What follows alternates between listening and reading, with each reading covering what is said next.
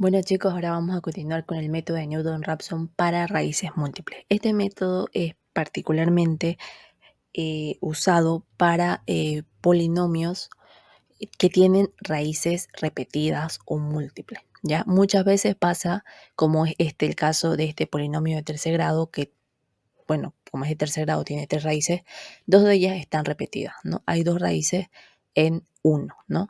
Sabemos que un polinomio de segundo grado tiene dos raíces, uno de tercer grado tiene tres, uno de cuarto grado tiene cuatro y así sucesivamente. Entonces, este polinomio de tercer grado que tiene tres raíces, una de ellas está en 3 y dos de ellas están en 1, ¿ya? Esos tres valores hacen que esta función sea 0. Entonces, aquí miren, tengo una imagen que saqué del libro que ustedes llevan como guía, en donde muestran, ¿no? Cuando existe una raíz doble, ¿qué pasa? Que la gráfica la gráfica no va a cruzar el eje X, ¿ya? La función no va a cruzar el eje X. Justamente es lo que nos pasa acá, porque tenemos acá una raíz doble, una raíz que se repite dos veces. Entonces, esta es la gráfica de esa función y como podemos ver, aquí existe una raíz, pero la función no cruza el eje como hemos visto en en todas las demás funciones con los otros métodos, ¿no es así?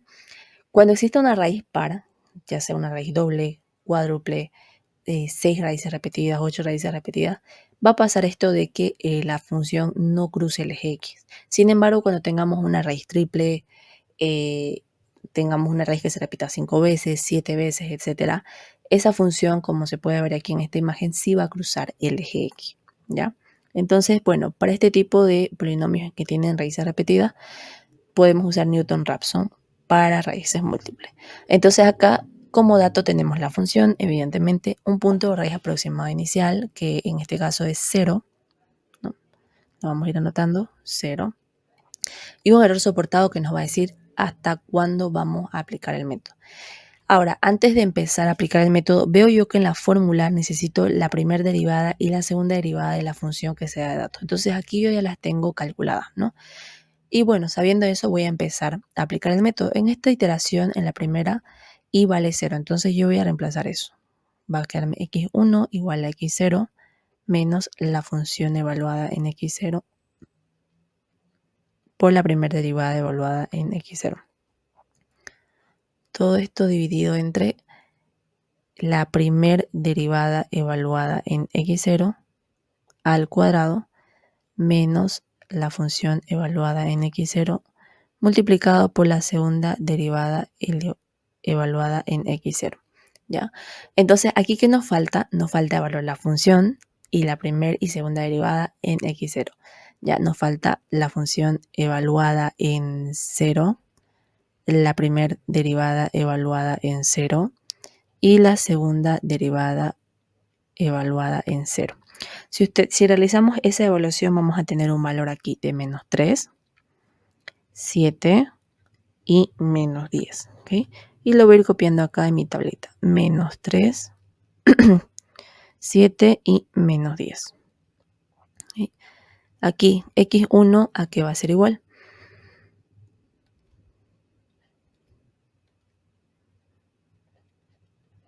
X1 va a ser igual a x0, que es 0, menos la función evaluada en x0, que es menos 3, multiplicado por la primera derivada evaluada en x0, que es 7. Todo esto dividido entre la primera derivada evaluada en x0 al cuadrado menos la función evaluada en x0, que es menos 3, multiplicado por la segunda derivada evaluada en, acá menos por menos va a ser más, ¿no? Así, entonces acá me va a quedar 10. Y esto va a quedarme 3 por 10, ¿ok? 30. Ya. Introducimos esto a la calculadora y nos va a dar un valor de 1.1052. ¿Ya? Esa es mi primer raíz aproximada. Entonces el método me dice, la raíz de tu función está en 1.1052. El valor verdadero, ¿cuál es? Es 1, ¿no es así? Entonces estamos ahí cerca. Voy a calcular el error relativo valor verdadero, que es 1, menos el valor aproximado, dividido entre el valor verdadero multiplicado por el 100%. Eso me va a dar un valor de 10.52%. Entonces yo voy a ir anotando eso en mi tablita. Y veo que ya puedo calcular el error aproximado porcentual también, porque tengo dos aproximaciones, la actual, que es 1.1052, y la anterior, que es 0.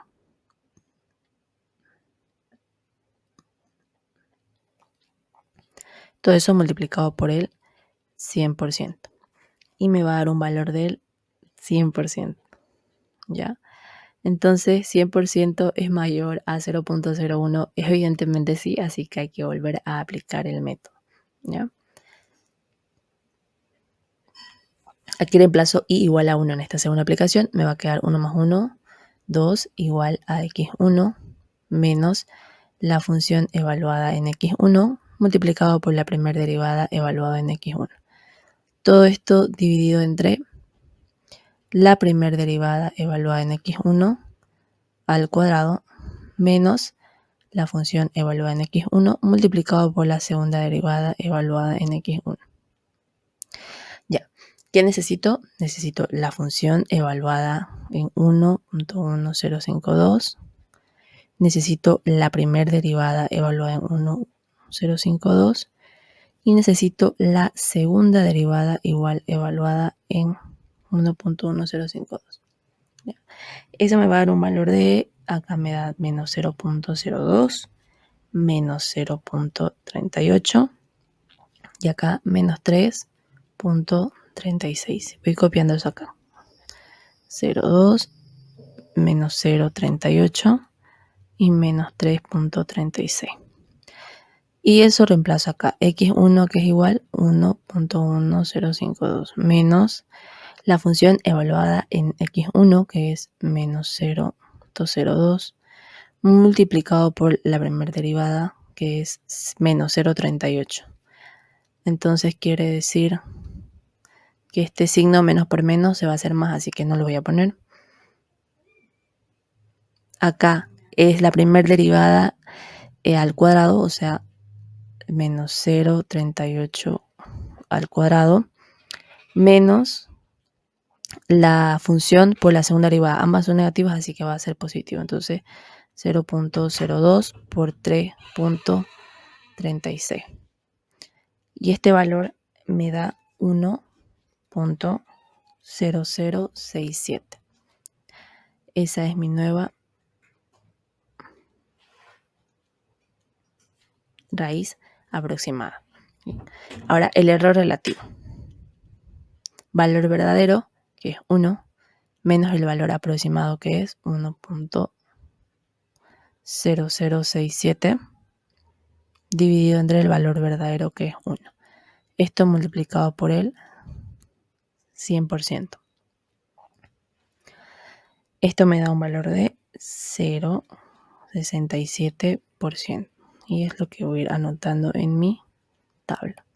Ahora, el error aproximado porcentual. La aproximación actual es 1.0067 menos la aproximación anterior, que fue 1.052, dividido la aproximación actual, que es 1.0067, multiplicado por el 100%. Y eso me da un valor de 9.78%. Listo. Ahora, como veo aquí, 9.78 no es menor a 0.01, entonces tendría que volver a aplicar una tercera vez el método, ¿ya? Eso se los dejo para ustedes, para que lo resuelvan. Y ahora nos vamos a ir a la tabla de Excel para terminar este problema. Bueno, ahora vamos a dar solución finalmente a este problema en nuestra tabla de Excel. Entonces, vamos a hacer la función evaluada en x, que es x menos 3, multiplicado por x menos 1, multiplicado por x menos 1. Listo. Ahora la derivada. Tenemos igual, aquí la primera derivada va a ser igual a 3 por x elevado al cuadrado menos 10 por x más 7. Listo. Ahora finalmente la segunda derivada, que es igual a 6 por x y menos 10. Listo. Ahora acá el error relativo porcentual va a ser igual al valor absoluto del valor verdadero menos el valor aproximado dividido el valor verdadero por 100. Y no nos olvidemos de fijar el valor verdadero. Listo. Ahora acá, la primera raíz aproximada va a ser igual a x0 menos esta fracción. En el numerador tenemos la función evaluada en xy por la primera derivada. En el denominador tenemos la primera derivada elevada al cuadrado.